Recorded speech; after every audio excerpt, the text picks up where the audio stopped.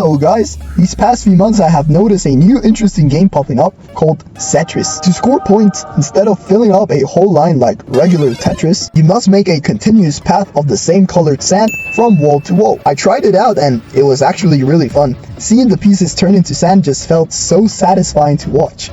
I got really curious and wanted to find out how the sand and point system work. So, as always, Ian, you're a programmer. Why don't you just make the damn game? And that's exactly what I did.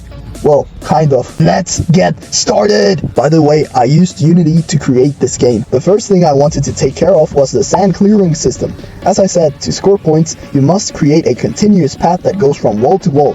Problem is, how exactly was I supposed to know if there was such path? I could check if both walls were being touched by sand, but what if there was sand touching both walls but not in the middle?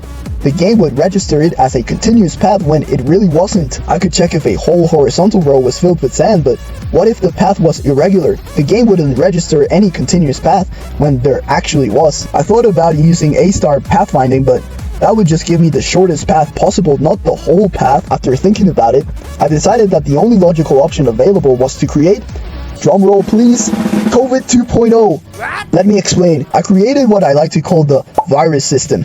We infect one cell. This cell will look around trying to find any other cells that are nearby.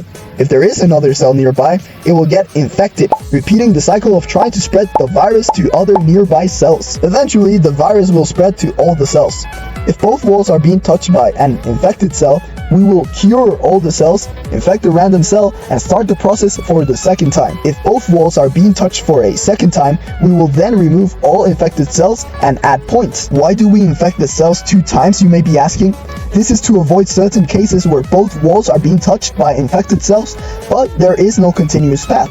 The second time we infect the cells, it's kind of like a double check to be completely sure that there is indeed a continuous path. To check if there were any cells around, I used 6 raycast cubes placed around the cell.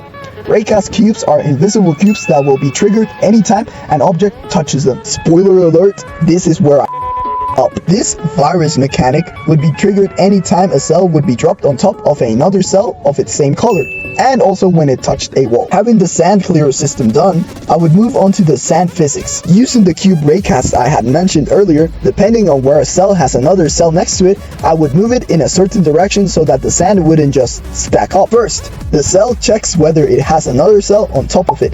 If it does, it doesn't move. And if it doesn't, it will go on to the second check. The cell will check if it has cells on its right and left. If it has cells on both sides, it won't do anything. If it has cells on just one side, it will choose the opposite side and move on to the third check. If the cell under it has a cell on the side it chooses, it doesn't do anything.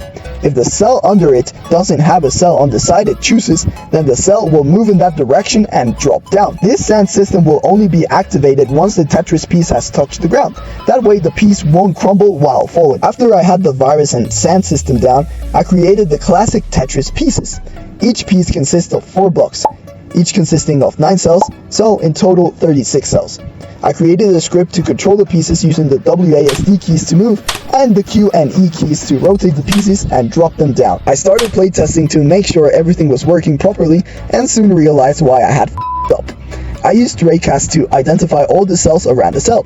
Raycasts are a great way to identify objects, but when you use too many, your game can start to suffer. Here is why. Each cell has 6 raycasts, and each raycast is being called every frame, so 6 raycasts per frame. I said that every piece has 36 cells, and every cell has 6 raycasts, so each piece has 216 raycasts. Now, just having 10 pieces means that there are 2,160 raycasts in each frame. To fill the entire Tetris board, you need around 40 pieces. That's 8,640 raycasts calling each frame. That is why when playtesting, my game would start lagging at around 14 pieces.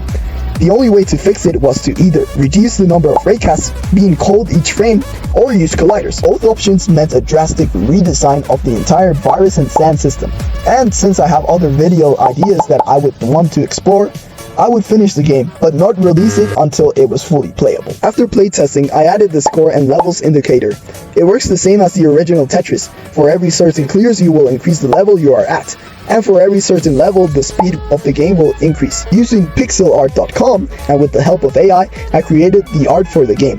I also used BandLab to create the game's soundtrack. I also created the Google Play images for the game. I thought I was done, and then I remembered, this is a mobile game, right? So I went back and added a script so that the pieces would follow your finger movement, would rotate every time you would tap really fast, and would drop down when you slid down your finger. And we have reached the end of the video. Thank you guys so much for seeing the video. I hope you enjoyed it. You can see gameplay of the game I made here on your left. If you would like to support me, you can comment, like, and subscribe. Till next time, guys, don't forget to do your homework.